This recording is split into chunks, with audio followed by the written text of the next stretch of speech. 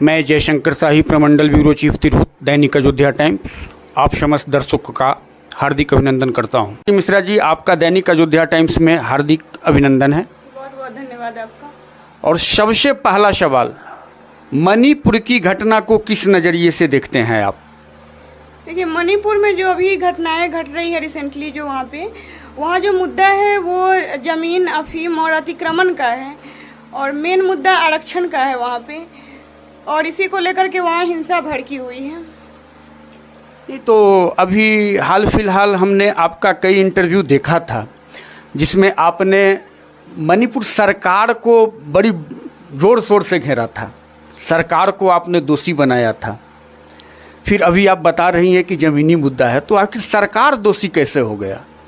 देखिए, सरकार दोषी इसलिए है कि जब वहाँ पे सरकार बीजेपी की सरकार है, और जब वो सरकार में आ रही थी उस समय उन्होंने वादा किया था कि हम आएंगे तो ये ठीक करेंगे, जो भी परेशानियां हैं मणिपुर के लोगों की, हम उन चीज़ों को ठीक करेंगे, जिसको देखते हुए वहाँ के जनता ने उनको सपोर्ट किया। और वहाँ पे अभी बीजेपी की सरकार है। अब सरकार होते हुए भी अगर वहाँ से हिंसाएं नहीं रुक रही हैं, वहाँ पे लोगों के साथ दिक्कतें आ रही हैं, तो सरकार निश्चित रूप से दोषी है वहाँ। और ये जो हिंसा है जो अत्यंत ही शर्मनाक है, इस हिंसा को क्या ही कहें हम कि पूरे भारत में मुझे नहीं लगता है कि इस तरह की नग्नता कहीं हुई है। इस तरह से हिंसात्मक जो घटनाएं घटी है महिलाओं के साथ, ये काफ़ी दुखद है। मुझे लगता है कि कोई भी सभ्य समाज ये स्वीकार नहीं करेगा कि उनके बच्चों के साथ या उनकी पत्नी और बेटी या महिलाओं के साथ इस तरह से नग्नतापूर्वक व्यवहार किया जाए, उनको निवस्त्र करके पूरे भरी सड़कों पे घुमाया जाए। ये कोई भी सभ्य समाज स्वीकार नहीं करेगा। और वहाँ जो सरकार है वो पूरी तरह से फेल्योर सरकार है, जो एक महिला की अस्मत तक नहीं बचा पाई। वहाँ की जो प्रशासन है वो पूरी तरह से फेल्योर है, जो महिलाओं के इज्जत लूटते रही और वो आंख मूंद कर देखते रही। और दुर्भाग्य की बात यह है कि इस घटना को 4 मई की घटना है, और आप देखिए तो 78 दिन के बाद वीडियोज वायरल होते हैं, और वीडियो वायरल होने के बाद उनका नींद खुलता है। तो आप सोचिए एक चीज़ कि जो चीज़ें वायरल नहीं हुई होती होगी, जो चीज़ जिसका सबूत नहीं रहता होगा, तो क्या वहाँ के लोगों को न्याय मिल पाता होगा? ये पूरे लोगों के लिए सोचने की बात है, ये अकेला हम नहीं सोचते हैं। इस सारे लोग ये देख रहे हैं कि आखिरकार मणिपुर में क्या चल रहा है, जो इस तरह से वहाँ पे दिखाया जा रहा है। जो चीज़ें आई हैं, जो वीडियो के माध्यम से जो चीज़ें फ्लैश हो रही हैं, उससे तो साबित है कि वहाँ पे कैसी सरकार है। कहीं न कहीं मणिपुर की घटना में ये तो ठीक है कि बेटियों के साथ जो व्यवस्था हुई है वो उसकी जितनी भर्त्सना की जाए वो कम होगी, किंतु आपने अभी जो कहा कि इतने दिनों बाद वो वीडियो वायरल हुआ, वो वीडियो को रोक के कौन रखा? इंटरनेट सेवाएं बंद कर दी गई थी, और अभी देखिए तो मोबाइल सभी लोगों के लिए जान है।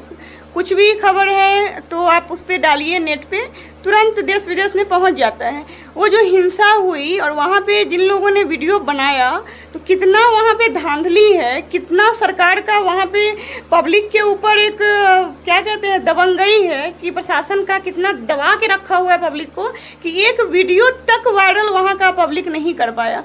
क्योंकि जो वीडियोज बने होंगे निश्चित रूप से उसमें से कोई आम पब्लिक ही बनाया होगा, तो वो वीडियो नहीं वायरल हुआ क्योंकि इंटरनेट बंद था। और आज से नहीं बंद था, 78 दिन तक इंटरनेट बंद था।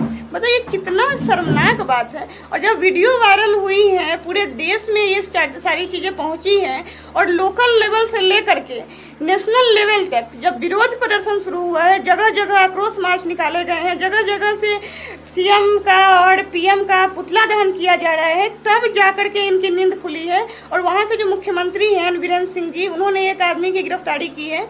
जबकि आप देखिएगा तो उस वीडियो में क्लियर दिख रहा है कि कैसे कौन आदमी है और कितने सारे लोग हैं, कौन सी महिला है, टोटल चीज़ उसमें दिख रहा है। ऐसा नहीं है कि नहीं दिख रहा है। फिर भी वो कहते हैं कि हम जांच कर रहे हैं और जांच करेंगे। भाई आपके पास प्रूफ है, आप क्या जांच किए हैं? आपको तो तुरंत पकड़ के उसको अरेस्ट कर देना चाहिए। उसको जो सजा होता है, जो ठोस कार्रवाई होती है, आप इतना हंगामा करने का जरूरत ही नहीं था जब प्रूफ था तो।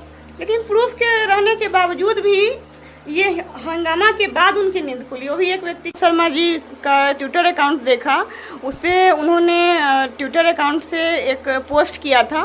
बीजेपी के प्रदेश प्रवक्ता हैं वो विनोद शर्मा जी, उन्होंने मणिपुर की घटनाओं को देखते हुए बीजेपी पार्टी से इस्तीफा दे दिया है। उन्होंने अपने ट्विटर पे लिखा कि मणिपुर में जो घटनाएं घटी हैं उससे पूरा भारत आज शर्मसार हुआ है और प्रधानमंत्री अभी तक इस्तीफा नहीं दिए हैं। इसको लेकर के मैं इस पार्टी से इस्तीफा दे रहा हूं, और उन्होंने ये कहते हुए इस्तीफा दे दिया है। तो सही बात है, जो भी लोग हैं जिनके अंदर थोड़ी भी मानवता है वो इस्तीफा देंगे ही। नारा है, इस नारा को स्वाति मिश्रा जी सिरे से खारिज करती नज़र आ रही हैं। इनका कहना यह है कि बेटियां आज के समय में सेफ नहीं हैं, बेटियां अपनी मर्जी की ज़िंदगी जी नहीं पा रही हैं, और इस सब का ठिकरा जो फोड़ना कहते हैं वो ठिकरा ये बीजेपी सरकार के ऊपर फोड़ रही हैं। स्वाति मिश्रा जी, क्या सिर्फ बीजेपी के शासन काल में ही या बीजेपी के शासित राज्य जितने हैं उसमें ही बेटियों के साथ अभद्रता होती है, या अन्य पार्टियां की जो सरकार है वहाँ पे भी होती है?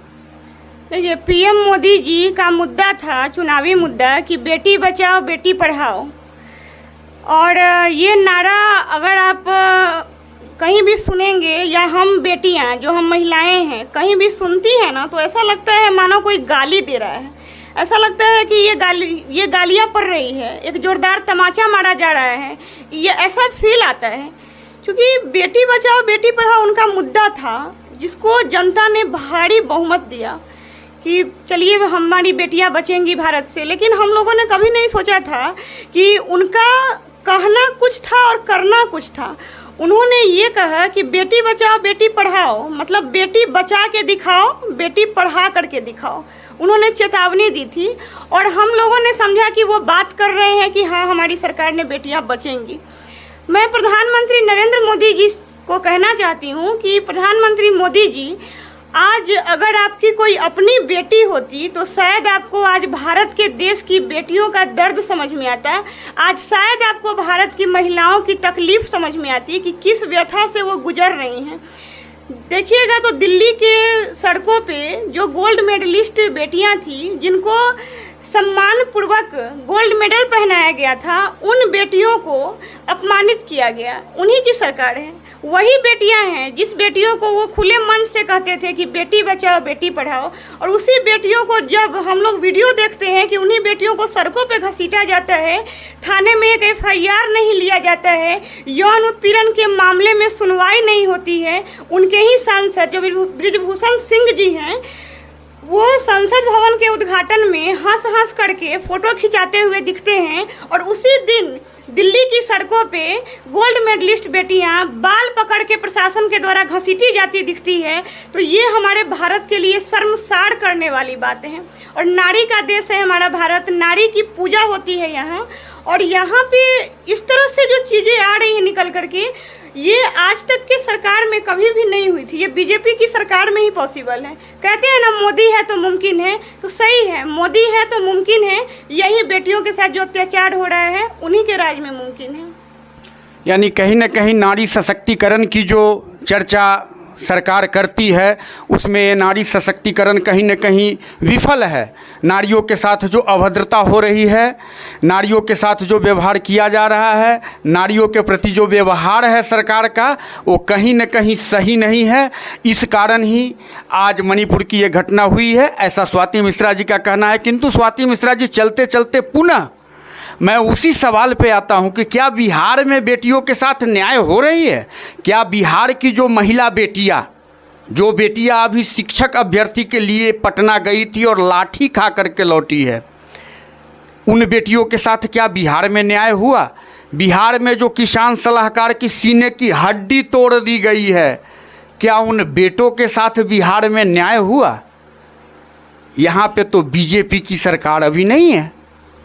देखिए, बीजेपी की सरकार नहीं है, सवाल तो आप पूछ रहे हैं।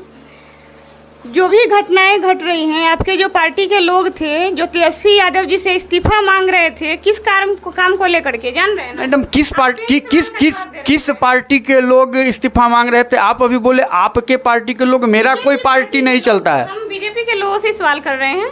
आप बीजेपी की सड़कों पे आपने देखा होगा 1 महीना पहले जो ये लोग गांधी मैदान से लेकर विधानसभा मार्च के लिए निकले थे, बीजेपी के कार्यकर्ता लोग, उनका मांग था कि तेजस्वी यादव इस्तीफा दे। क्यों दें? तो चार्ज सीटेड है। अब बताइए, ये फालतू के मुद्दों को लेकर के ये लोग उतरते हैं रोड पे। अभी बिहार में देखिए तो हर जगह स्थिति अनुकूल है। उनकी जब सरकार थी तो इतने ज़्यादा हिंसा हो रहे थे, इतने ज़्यादा हत्याएं हो रही थी। अभी आप देखिए ढंग से तो अस्पताल की स्थिति इतनी बढ़िया है। सीतामढ़ी में अगर आप चले जाइए, मैं गई थी कुछ दिन पहले, इतना खूबसूरती से सजाया गया है, हर जगह कोटेशन वगैरह लिखे गए हैं, हर वार्ड का अपना अलग अलग काम है और काफ़ी अच्छे से जनता की सुनवाई हो रही है। हमारी जो सरकार आई थी तो किस मुद्दों को लेकर के आई थी? सुनवाई, कार्रवाई, पढ़ाई, दवाई, सिंचाई, और ये सारे मुद्दों पे काम चल रहा है। और साथ नहीं हुआ है, साथ में मैडम 20 लाख नौकरी भी थी। 10 लाख नौकरी की वादा सरकार ने हमारी किया था। तेजस्वी यादव जी का ये उनका वादा था और उन्होंने कहा था कि जब मैं मुख्यमंत्री की शपथ लूँगा तो पहली कैबिनेट की बैठक से हमारा शुरुआत होगा 10 लाख नौकरियाँ। वो अभी उप मुख्यमंत्री हैं और हमारी महागठबंधन की सरकार है। और नौकरी की अगर बात करें तो डेली आप देखिए, अभी भी बिहार विधान परिषद में सचिवालय की वैकेंसी आई हैं, बिहार पुलिस की वैकेंसी आई हुई हैं, हर सेक्टर में वैकेंसी निकल रही हैं। स्वास्थ्य विभाग में भी है, शिक्षा विभाग में भी है, हर जगह वैकेंसी आ रही हैं।